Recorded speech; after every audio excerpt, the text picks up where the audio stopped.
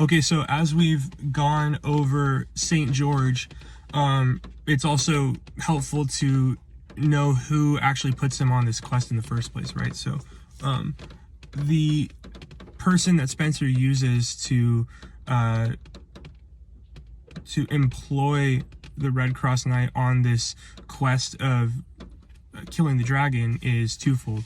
We have Una, who is his love in the poem. In the St. George myth, she would be the king's daughter, right? But Una is also just the representative of truth, right? That's why her name is Una, meaning one, versus her carbon copy that's the evil twin, Duessa, which means two essences or two beings, right? So she's double-minded, she's a hypocrite, all this kind of things. Una is one of the characters that puts him through this mission, right? Because it's her parents that are overtaken by the dragon.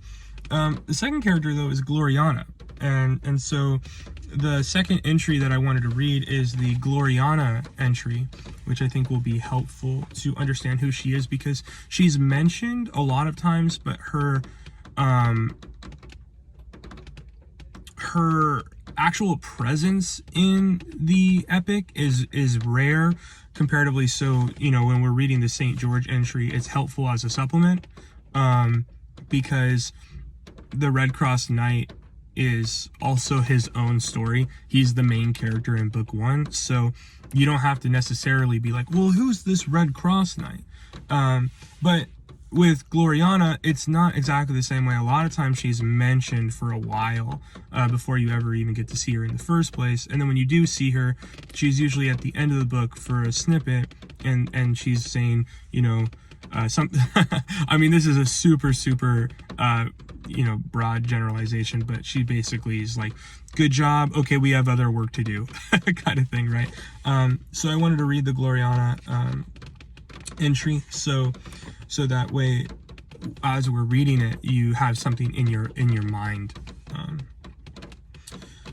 Gloriana, the fairy queen, also known as Tanaquil, daughter of Oberon, from her court at Cleopolis, originate the adventures described in The Fairy Queen, the glorious flower and culmination of the elfin line, whose origins can be traced back to Prometheus.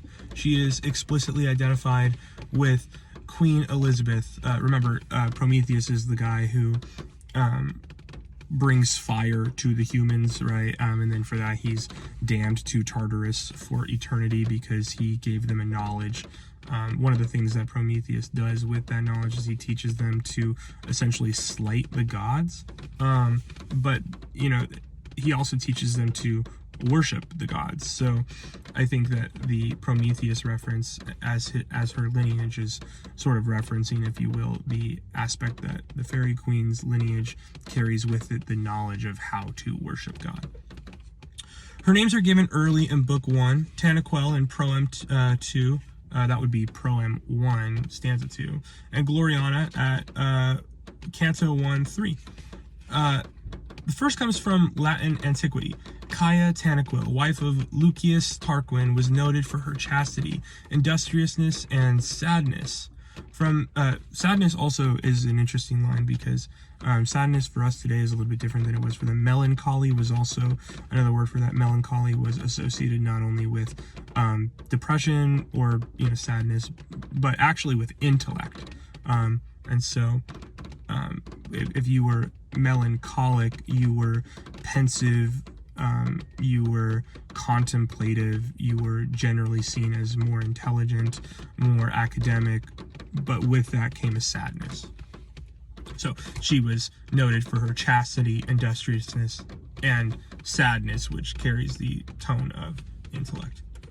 From the accounts of her by Livy, Cicero, and Ovid, she became a figure of much repute in the Renaissance, chiefly through Boccaccio and Vives.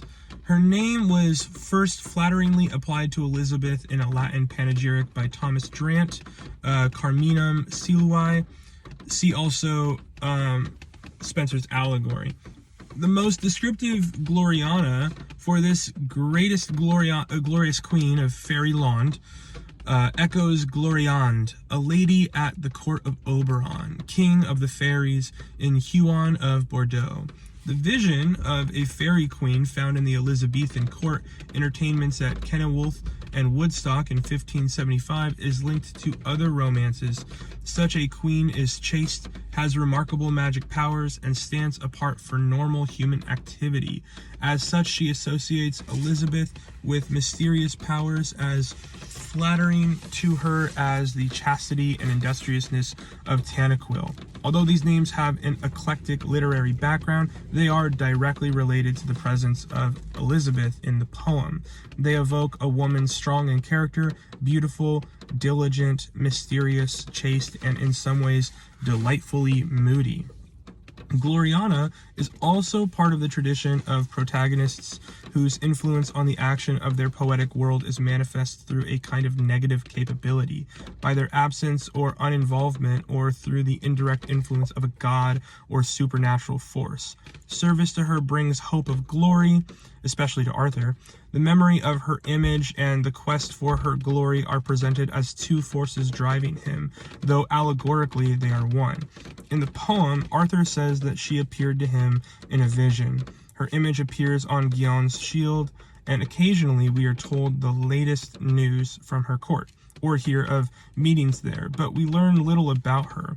In using his other knights and ladies to adumbrate Gloriana and her court, Spenser makes his praise of Elizabeth part of a Christian patriotic Platonism by which he and the reader can apprehend the glorious type of the ideal Christian woman and prince. Associations of her with Pauline motifs of the mirror and the veil from 2 Corinthians 3:11 through 15, or 11 through 18, and with grace inform the reader that her absence is not merely prudent artistry, but as a part of the poem's religious and moral design, Protestant artistry.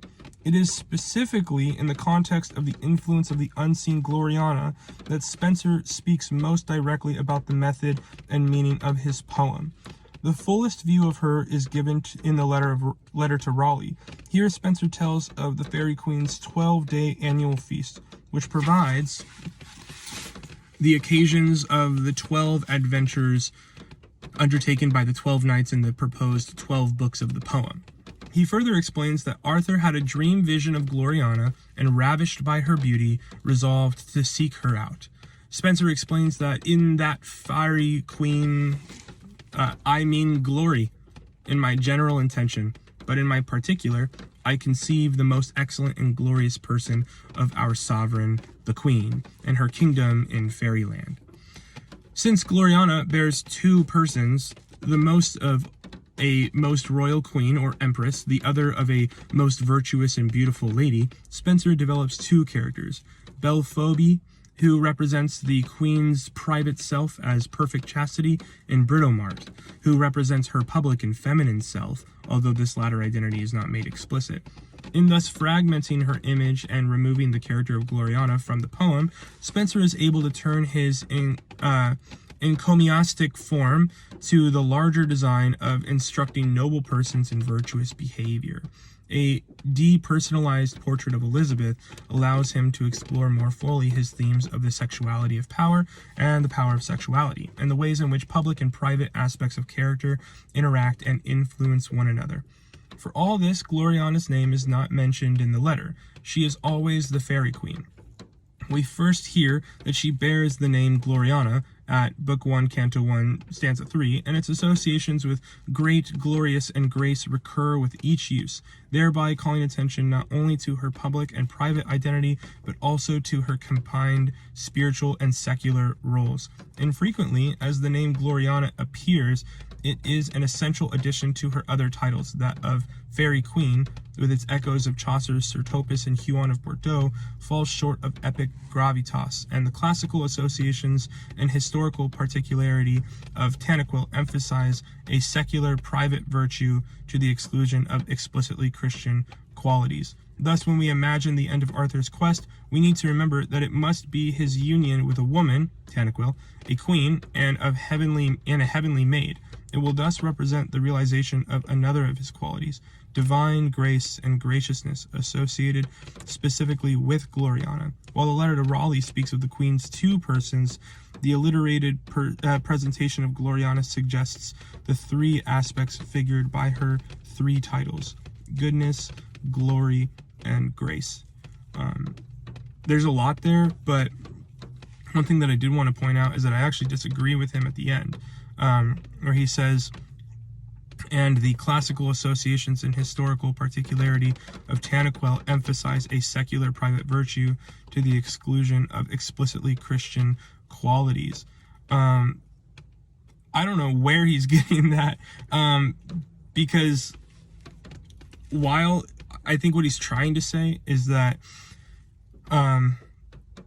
because she represents Tanaquil as well, who is a pagan who is represented for her chastity, Spenser oftentimes purposely uses a character that is not called that, so that he makes his own distinction. I think the most famous of this is his Acrasia, who is very closely related to the witch Circe, but he never actually calls Acrasia Circe, and the reason for that is because he is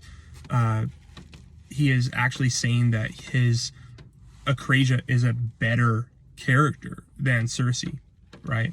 That he rejects the Circe character, although he appreciates the trope, and that the Acrasia character is the stronger. I think in the same way, he names his book The Fairy Queen. He doesn't name it The Tanaquilia or something like that, right? And he doesn't mention Tanaquil almost ever aside from the first part of the book, which is important, and I'm not saying that that is something to disregard, but I think that he is making an allusion to represent a particular national chastity, which Elizabeth also shares, rather than a exclusion of Christian qualities. And I think that the epic poem of Spenser is enough proof of that, that Spenser's Fairy Queen pretty much goes out of its way every single time to reject pagan qualities as anything virtuous at all, and specifically will say things that are related to, okay, so this guy worked really hard, but works don't save you, so this is, again, no faith at all, right? I think his character of Saturain does a really good job of representing that, where Saturain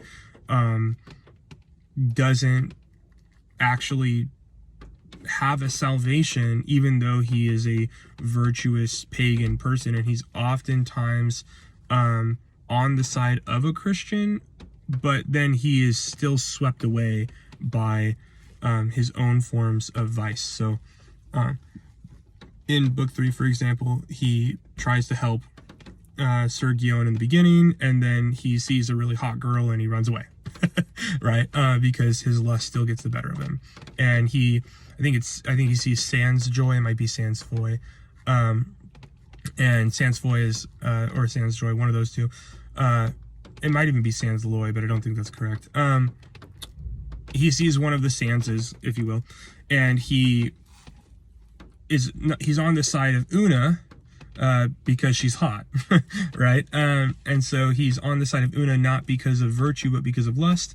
And what does Saturain do? He attacks Sans Loy, so he uses violence to attack one of the Sans characters, and because he uses violence, he is actually no virtuous person at all. So for who writes this? W.H.